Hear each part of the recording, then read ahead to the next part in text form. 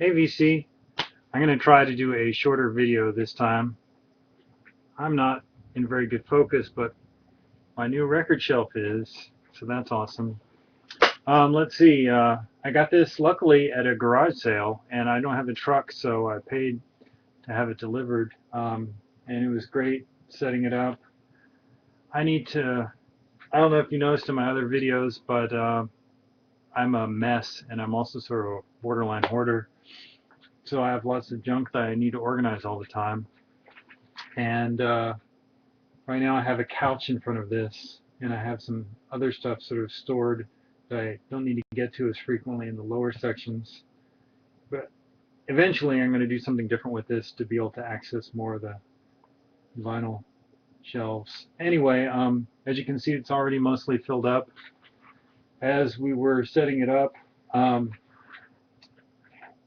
my wife and I noticed that the cats were, of course, wanting to investigate these cubby holes and sit on top. And so my wife insisted that one of these cubby holes be kept empty for the cats to be able to uh, sort of rest in as they are wont to do. Anyway, but it's great to have something that I can access the LPs and I can see them alphabetically now instead of having them in crates where I have to sort of flip through them to get to them. And they were on the floor before. And as I mentioned, I mentioned on the Facebook group, one of my cats occasionally threw up on them. It's not real fun. So that can't really happen now, luckily. Okay, some vinyl. As a lot of people on the Reddit group have been showing, and I can't remember if they have on the Facebook group, this is the new reissue of the soundtrack to Bladerunner by Vangelis. This apparently was never really out in the US on vinyl, although it was released in Brazil for some reason. I'm pretty sure I had this on CD at some point. I think it was issued. It's in a gatefold. The thing that's most exciting, aside from the fact that it's been reissued on vinyl, is that it's, in addition to being remastered, it is on translucent red vinyl, which is just gorgeous, and it's 180 grams, so it seems like a lot of times colored vinyl isn't on 180 gram. So it's neat to see a thick, heavy-duty pressing on 180 gram vinyl.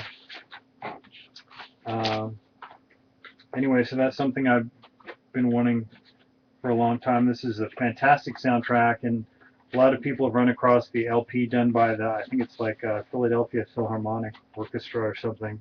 It's just not the same thing at all as the actual soundtrack that you hear in the movie by Vangelis, which is what this is now. It's in a numbered limited edition thingamajig, and it's expensive. It's around 30 bucks. I got mine on Amazon because it was a couple bucks cheaper than the first place I saw it available. I don't know what the limited edition is to this, because this is 3,423, so it's a pretty big edition, but I think I read somewhere that it's already in the process of being sold out, and they're talking about a repress. So if you haven't heard that, I'm sure you can find it on YouTube to listen to see if it'd be your type of thing. Blade Runner is one of my all-time favorite movies. Directed by Ridley Scott, of course, starring Harrison Ford. Rutger Hauer has an amazing performance as a replicant in it. And it's just a great atmospheric soundtrack by Vangelis. I also really like his soundtrack to Chariots of Fire. I remember buying that when I was a kid, one of the first LPs I ever bought, really.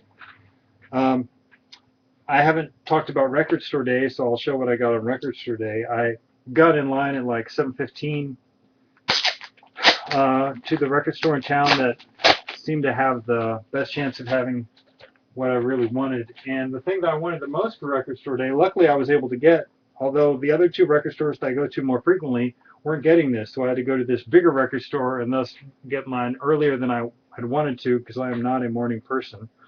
But luckily I was able to pick this up even though it had been misshelved and something else had been put in front of it. I was frantically running around the store when I got in the door. There was a crazy line of 500, 700 people, believe it or not. This is a collection that Astralworks put out, and it's the quirky kind of thing that I love. It's 20 flexi-discs by 20 different artists over there. I think they're celebrating their 20-year history, is what the deal is with this. That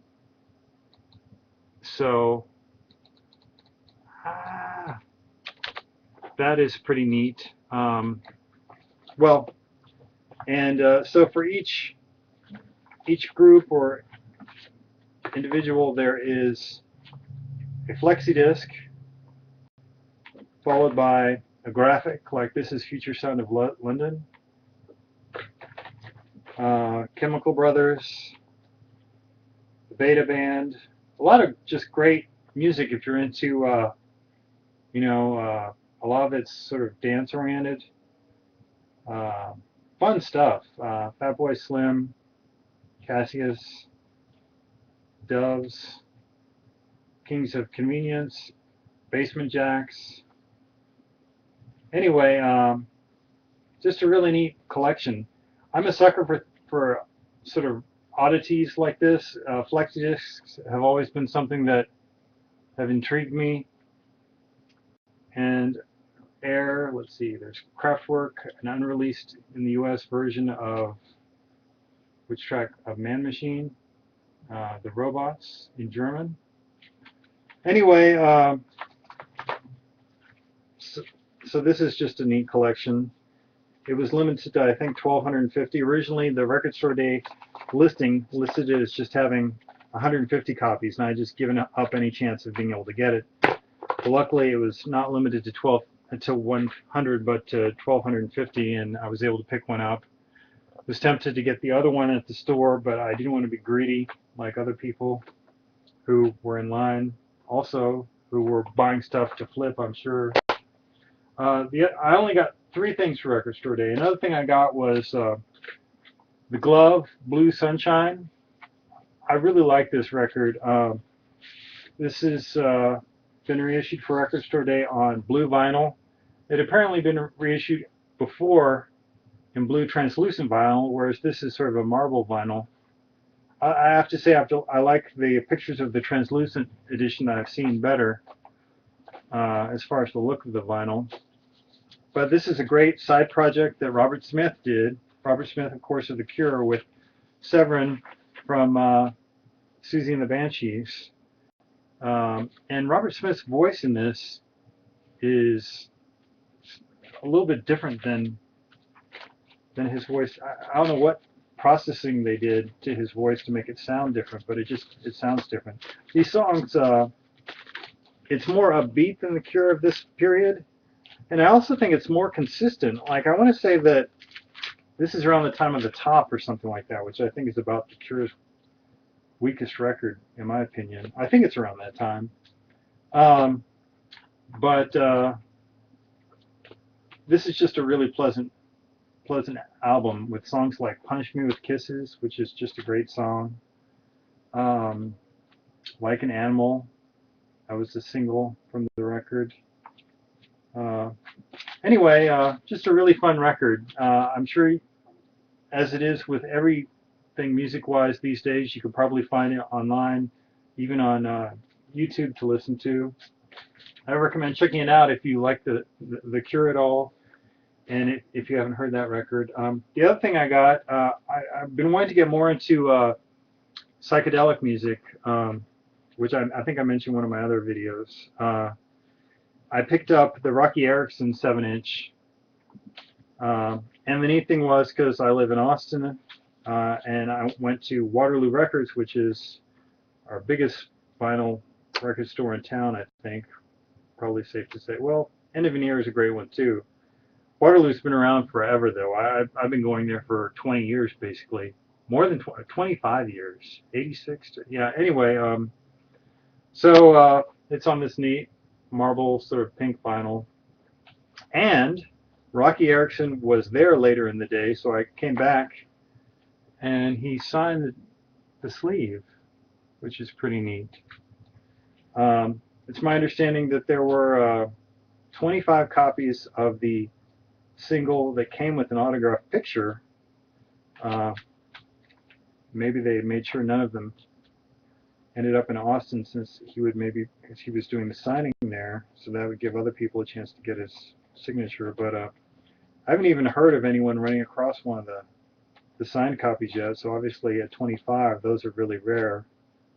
But he was there. It was just a real brief signing line there because they wanted to get through everybody and they thought he would only be there for 30 minutes. But so it's neat to have some great historic psych rock on colored vinyl.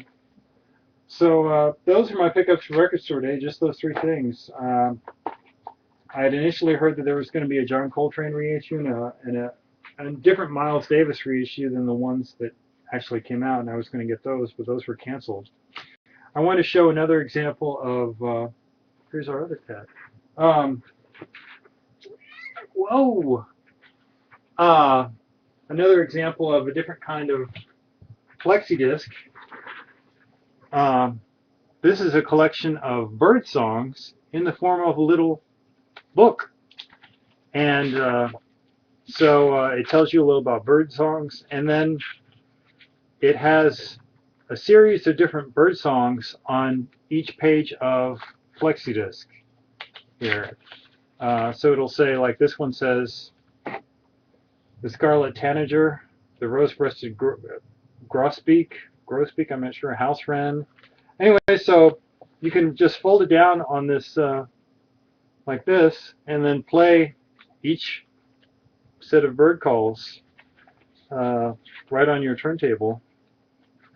This is a really neat idea. I wish a band would release something like this. Like in these days of MP3s and everything, it would be sort of a neat trick for a band to release an album in the form of a little book like this, where you would get some artwork, you get to read the lyrics, and you could put down each track. And then, anyway, that's just an idea. It's neat the way bands, because now with vinyl coming back and people wanting to make their records special artifacts, they're trying some different stuff. Another thing I picked up recently was this Arcade Fire CD of their album Neon Bible. And this is a lenticular, similar to 3D cover. This is a deluxe edition. I got it used, so it was a bit more manageable that way. But this comes with a couple of flip books. I'm not doing that very well for the camera here probably, but flip books are, oops, how am I going to show this? I just am not good at making videos. I can just tell you that. I'm sorry. Wow, my orientation for this is just all wrong. Anyway, but as you can see, it makes sort of a fun artifact in addition to the record, or a CD in this case. I want to make this video shorter, and I've probably already been too bad of a speaker, but there the shelf is performing its function, entertaining the cat. And oh, and what we're listening to right now is one of the Environments records that I mentioned in one of my other videos. This one, if you haven't guessed, is Night in the Country. I don't know if you can hear the crickets. No, they weren't in my room here, although this room has been known to house many crickets occasionally. But these are sounds that were recorded in a countryside, apparently, And generally these records play for about 30 minutes each, although if you have a turntable that can do different speeds, they're interesting to play for at different speeds, like 16, 33, 45, 78. Of course, the higher speeds are a bit ridiculous, but at 16, some of these sound really interesting if your turntable can do that. That's another thing that intrigues me. I haven't run across many records that record it that play back at 16 RPM, but they do exist. Anyway, so this is a whole series of records of different sound environments like this that were meant to be used for meditation, relaxation, studying, a lot of various hippie environments for everything from tantric sex to psychedelic experimentation, etc., etc.